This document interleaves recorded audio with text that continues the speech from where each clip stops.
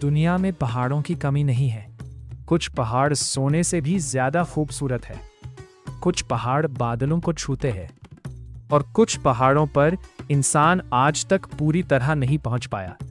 लेकिन भगवान शिव ने इन सब को छोड़कर कैलाश पर्वत को अपना घर क्यों बनाया? क्या कैलाश केवल एक पर्वत है, या फिर उस बर्फीली चोटी के पीछे कोई ऐसा रहस्य छिपा है जिसे समझने के लिए आंखें नहीं, एक शांत आत्मा चाहिए? कहते हैं कैलाश पर महादेव केवल रहते नहीं, वो वहां से पूरी सृष्टि को देखते हैं। एक जिज्ञासु साधक ने महादेव से सीधा प्रश्न कर दिया, प्रभु, आपको कैलाश ही क्यों पसंद है? और महादेव ने जो उत्तर दिया उसमें छिपा था इंसान के पूरे जीवन का रहस्य।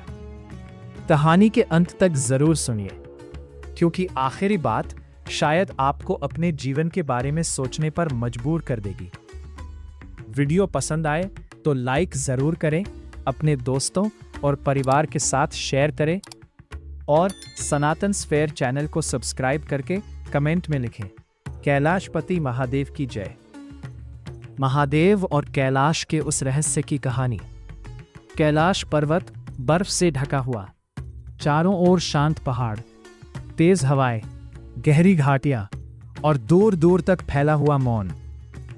लेकिन उस मौन के बीच भगवान शिव ध्यान में बैठे रहते थे। न कोई महल, न सोने की दीवारें, न राज सिंहासन, न सैनिकों की लंबी कतार, बस एक पर्वत, एक आसन और अनंत शांति। एक दिन एक युवा साधक कैलाश पहुंचा। वो कई वर्षों से एक प्रश्न लेकर घूम रहा था। उसने महादेव को प्रणाम किया और बोला, प्रभु, आपके लिए तो पूरा ब्रह्मांड है, फिर आपने इस कठिन और बर्फीले पर्वत को अपना घर क्यों चुना? महादेव ने आंखें खोली, लेकिन तुरंत उत्तर नहीं दिया। उन्होंने केवल सामने फैली बर्फीली चोटियों की ओर देखा। महादेव ने कहा, जहां मनुष्य का शोर समाप्त होता है, वहीं आत्मा की आवाज सुनाई देती है।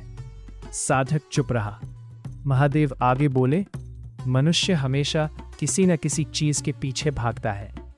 धन, सम्मान, शक्ति, प्रशंसा, और जब उसे ये सब मिल जाता है तो वह शांति खोजने लगता है।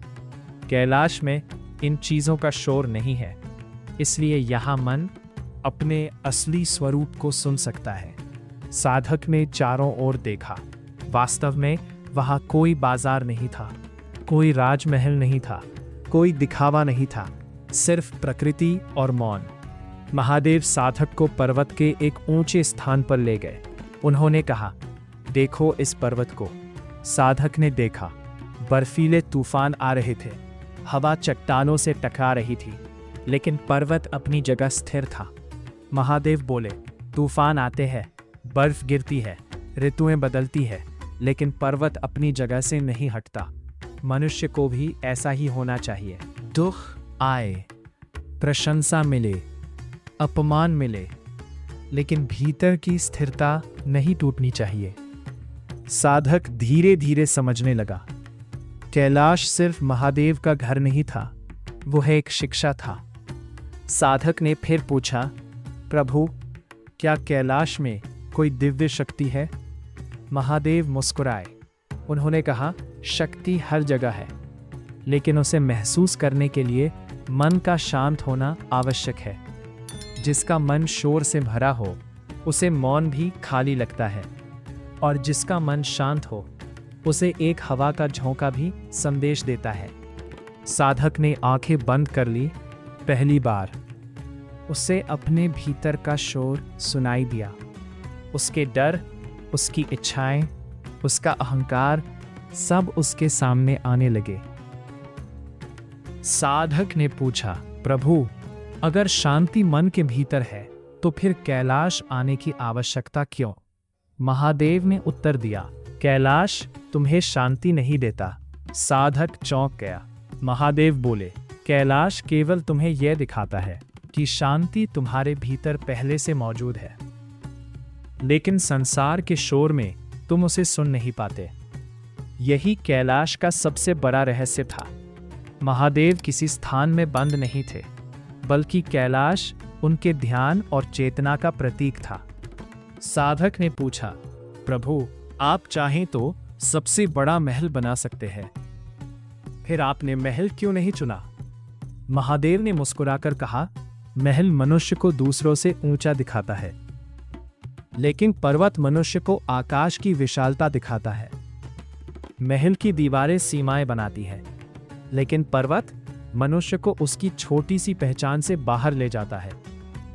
जब मनुष्य विशाल प्रकृति के सामने खड़ा होता है, तब उसका अहंकार अपने आप छोटा हो जाता है। साधक की आंखें नम हो गईं।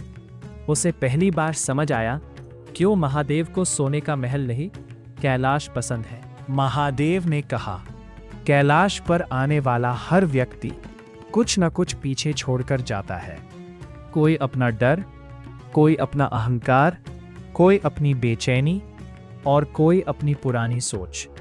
जो व्यक्ति यहाँ से बदलकर लौटता है, वही कैलाश को वास्तव में देख पाता है। साधक ने पूछा, और जो नहीं बदलता?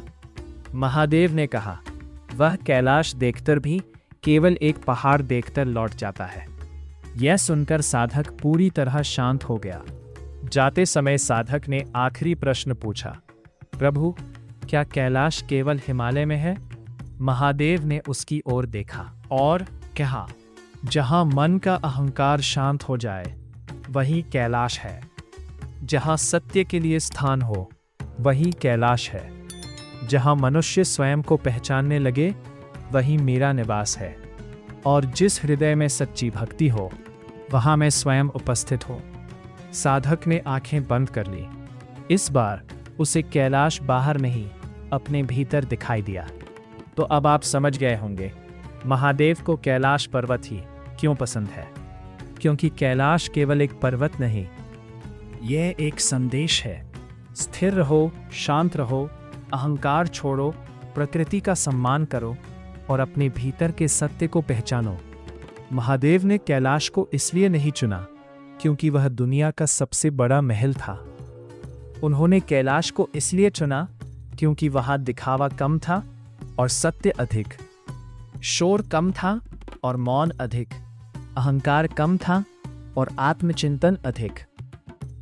अगर आपको यह कहानी पसंद आई हो तो वीडियो को लाइक जरूर करें, अपने दोस्तों और परिवार के साथ शेयर करें और सनातन स्फेयर चैनल को सब्सक्राइब करके कमेंट में लिखें, कैलाशपति महादेव की जय। फिर मिलेंगे महादेव के एक और अनसुने, रहस्यमयी और बिल्कुल नए रहस्य के साथ। हर हर महादेव। नोट, ये एक मौलिक रचनात्मक कथा है जो भगवान शिव और कैलाश पर्वत से जुड़ी धार्मिक मान्यताओं, प्रतीकों और आध्यात्मिक विचारों से प्रेरित है। संवाद, दृश्य और कहानी की प्रस्तुति स्वतंत्र रूप से लिखी गई है।